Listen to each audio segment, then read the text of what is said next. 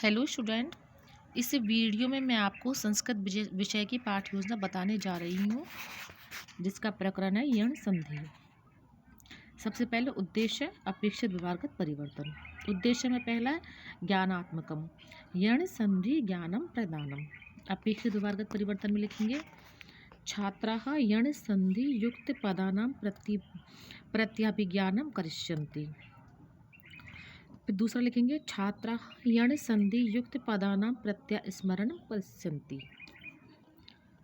दूसरा उद्देश्य है अर्थग्रहणात्मक, श्रुत्वा पठित्वा च अर्थग्रहणम। अपेक्षित व्यवहारगत परिवर्तन में लिखते हैं ते संधि युक्त शब्दान श्रुत्वा अर्थग्रहणम करिष्यन्ति।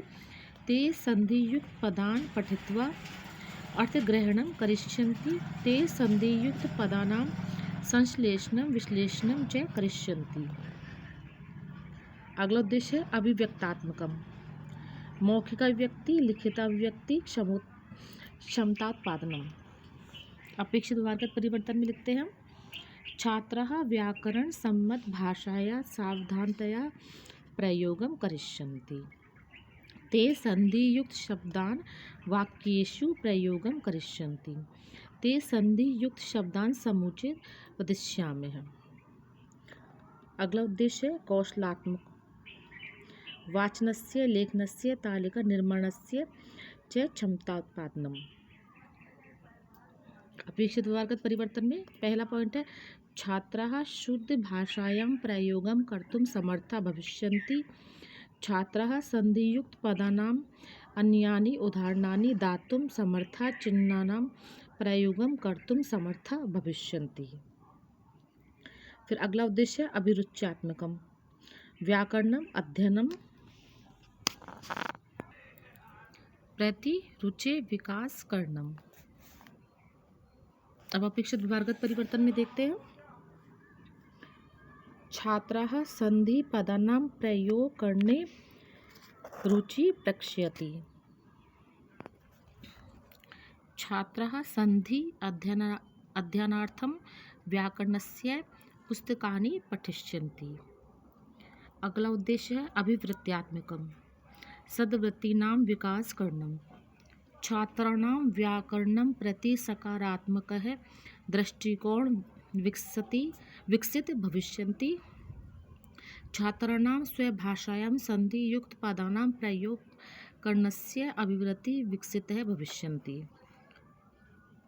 अब अगला सहायक उपकरणानि लपेट फलकम सुधाखंडः मार्जनी संकेतयानि वर्ण चित्राणि। पूर्वज्ञानम छात्राः यण संधि विषये किंचित जानन्ति। अब प्रस्तावना प्रश्न बालकाः इत्यत्र क्रीडन्ति।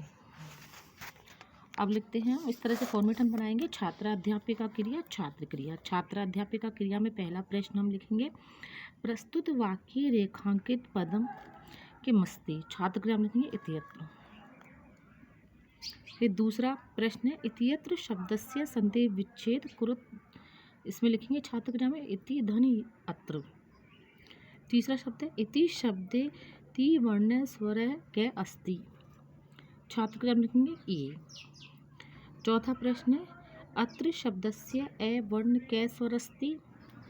छात्र क्रिया में लिखेंगे ए।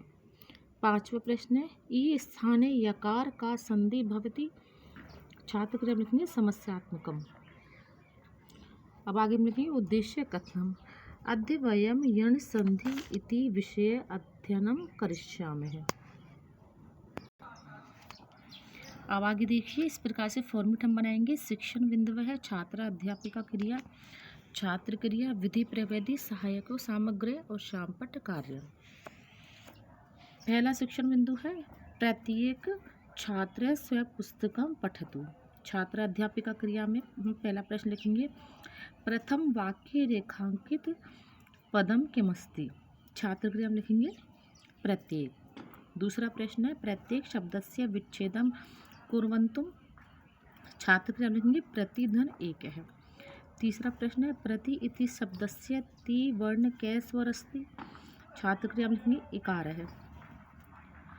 चौथा प्रश्न है एकः इति शब्दस्य पूर्व कै स्वर अस्ति? छात्र के लिखेंगे एकार है। पांचवा प्रश्न है यदा इ पश्चात ए आगच्छति तदा तयोः संयोगेन किम भवति? छात्र के लिखेंगे यकार।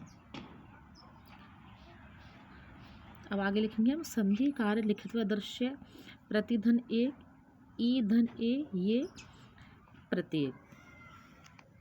विधि प्रविधि में हम लिखेंगे प्रश्नोत्तर प्रविधि। सहायक सामग्री में इस प्रकार से हम चार्ट पर लिखेंगे प्रत्येक प्रतिधन एक ई धन ए यह धन ए ये प्रत्येक है। शामपट्ट कार्य में भी यही हम लिखेंगे प्रत्येक प्रतिधन एक ई धन ए यह धन ए ये। अब देखते हैं हम अगला शिक्षण बिंदु है राम प्रत्युत्तरम अवदत्। छात्र अध्यापिका क्रिया में लिखेंगे हम। पहला प्रश्न है द्वितीय वाक्य रेखांकित पदम किमस्ति? छात्र क्रिया में लिखेंगे प्रत्युत्तरम। दूसरा प्रश्न है प्रत्युत्तरम शब्दस्य विच्छेदम कुर्वन्तु। छात्र क्रिया में लिखेंगे प्रतिधन उत्तरम। तीसरा प्रश्न है प्रति इति शब्दस्य ति वर्ण कै स्वर अस्ति? छात्र क्रिया में लिखेंगे इकार है। चौथा प्रश्न है उत्तरम इति शब्दस्य पूर्व कै स्वर अस्ति? छात्र क्रिया में लिखेंगे उकार है। पांचवा प्रश्न है यदा इ पश्चात उ आगच्छति तदा तयोः संयोगेन किम भवति? छात्र क्रिया में लिखेंगे ई धन उ बराबर यू। फिर लिखेंगे आगे हम प्रतिधन उत्तरम ई धन उ ये धन उ प्रत्युत्तरम। छात्र क्रिया विधि प्रविधि में लिखेंगे प्रश्नोत्तर प्रविधि। पुनर्बलन कौशलम। अब ये देख लीजिए इस प्रकार से चार्ट पर हम लिखेंगे सहायक सामग्री में प्रत्युत्तरम प्रतिधन उत्तरम ई धन उ यह धन उ यू प्रत्युत्तरम। यही हम शामपट्ट कार्य में लिखेंगे, देख लीजिए।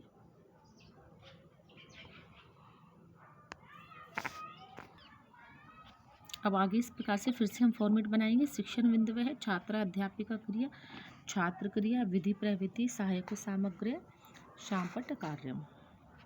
तीसरा शिक्षण बिंदु है राम है भ्रमणाय नद्यापि गच्छति। छात्र क्रिया में छात्र अध्यापिका क्रिया में पहला प्रश्न हम लिखेंगे तृतीय वाक्य रेखांकित पदम किमस्ति? छात्र क्रिया में नद्यापि। दूसरा प्रश्न नद्यापि इति शब्दस्य संधि विक्षित कुर्वन्तु। छात्र क्रिया में लिखेंगे नदीधन अपि। तीसरा प्रश्न नदी इति शब्दस्य पूर्व कै स्वर अस्ति? छात्र क्रिया में लिखेंगे इकार है। चौथा प्रश्न अपि इति शब्दस्य पूर्वे कै स्वर अस्ति? छात्र क्रिया में लिखेंगे अकार है। पांचवा प्रश्न यदा इ पश्चाते ए आगच्छति तदा तयोः संयोगेन किम भवति? नद्यापि ई धन ए बराबर य। विधि प्रविधि में लिखेंगे हम प्रश्नोत्तर प्रविधि। देख लीजिए नद्यापि नदी धन अपि ई धन ए यह धन ए यह नद्यापि। शामपट्ट कार्य में देख लीजिए यही हम लिखेंगे।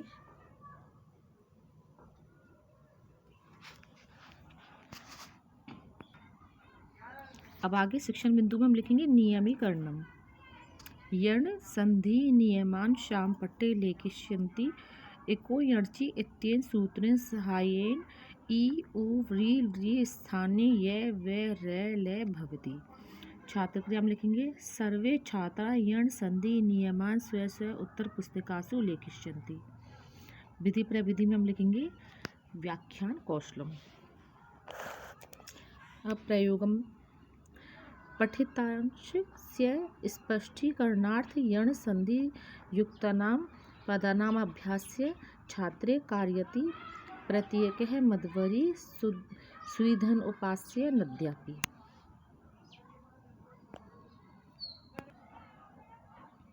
अब आगे देख लीजिए मूल्यांकन प्रश्न निर्देशम उचित विकल्पम कोष्टके देयम।